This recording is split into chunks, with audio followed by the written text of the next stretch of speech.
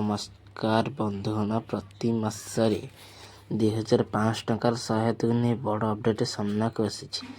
ଏହି ଖବର ଅନେକ ମନରେ ଆଶା ସୃଷ୍ଟି କରିଛି।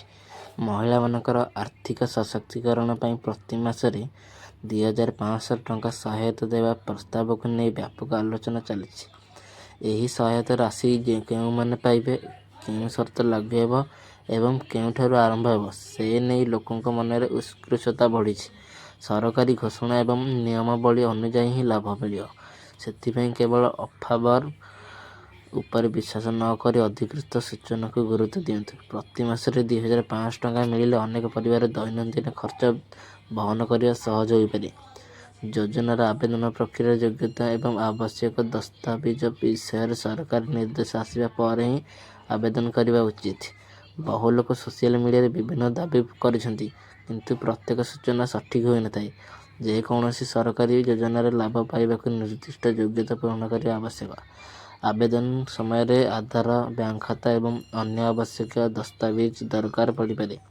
ସରକାରଙ୍କ ଲକ୍ଷ୍ୟ ହେଉଛି ଯୋଗ୍ୟ ଲାଭାର୍ଥୀଙ୍କ ପାଖରେ ସିଧାସଳଖ ସହାୟତା ପହଞ୍ଚାଇବା। ପ୍ରତି ମାସରେ ଆର୍ଥିକ ସହାୟତା ମିଳିଲେ ଘରୋଇ ଆବଶ୍ୟକତା ପୂରଣ କରିବାରେ ସହଯୋଗ ମିଳିପାରେ। ଯୋଜନାର ସମସ୍ତ ନିୟମ ଜାଣିବା ପରେ ହିଁ କୌଣସି ପଦକ୍ଷେପ ନେବା ଉଚିତ। ଭୁଲ ସୂଚନା ଦେଇ ଟଙ୍କା ନେବାକୁ ଚେଷ୍ଟା କଲେ ଆବେଦନ ବାତିଲ ହୋଇପାରେ। ଯୋଗ୍ୟ ଲାଭାର୍ଥୀଙ୍କ ବ୍ୟାଙ୍କ ଖାତାକୁ ସିଧାସଳଖ ଟଙ୍କା ପଠାଇବାର ବ୍ୟବସ୍ଥା କରାଯାଇପାରେ। ଅନେକ ମହିଳା ଏହି ଯୋଜନାକୁ ଅପେକ୍ଷା କରିଛନ୍ତି ଏବଂ ସରକାରୀ ଘୋଷଣା ଉପରେ ନଜର ରଖୁଛନ୍ତି। ଯୋଜନାର ଲାଭ କେବଳ ନିୟମ ମାନୁଥିବା ଆବେଦକଙ୍କୁ ମିଳିବ। କୌଣସି ଦଲାଲ କିମ୍ବା ଠକଙ୍କ କଥାରେ ପଡ଼ିବା ନାହିଁ ଏବଂ କାହାକୁ ଟଙ୍କା ଦିଅନ୍ତୁ ନାହିଁ। ସରକାରୀ ୱେବସାଇଟରେ କିମ୍ବା ଅଧିକୃତ ସୂଚନା ମାଧ୍ୟମରେ ହିଁ ସଠିକ୍ ଖବର ଜାଣନ୍ତୁ। ଏହି ସହାୟତା ଯୋଜନା ସମ୍ପର୍କରେ ଅଧିକୃତ ସୂଚନା ଆସିଲେ ଲୋକଙ୍କ ସନ୍ଦେହ ଦୂର ହେବ। ସରକାରୀ ନିୟମ ଅନୁଯାୟୀ ଆବେଦନ କଲେ ମାତ୍ର ଲାଭ ପାଇବା ସମ୍ଭବ। ଯୋଜନାକୁ ନେଇ ଅନେକ ଖବର ଚର୍ଚ୍ଚାରେ ଥିଲେ ମଧ୍ୟ ଶେଷ ନିଷ୍ପତ୍ତି ସରକାରୀ ଘୋଷଣା ଉପରେ ନିର୍ଭର କରିବା। ଲାଭାର୍ଥୀଙ୍କ ତାଲିକା ପ୍ରସ୍ତୁତ ହେବା ପରେ ଯୋଗ୍ୟ ବ୍ୟକ୍ତିଙ୍କୁ ସୂଚନା ଦିଆଯାଇପାରେ।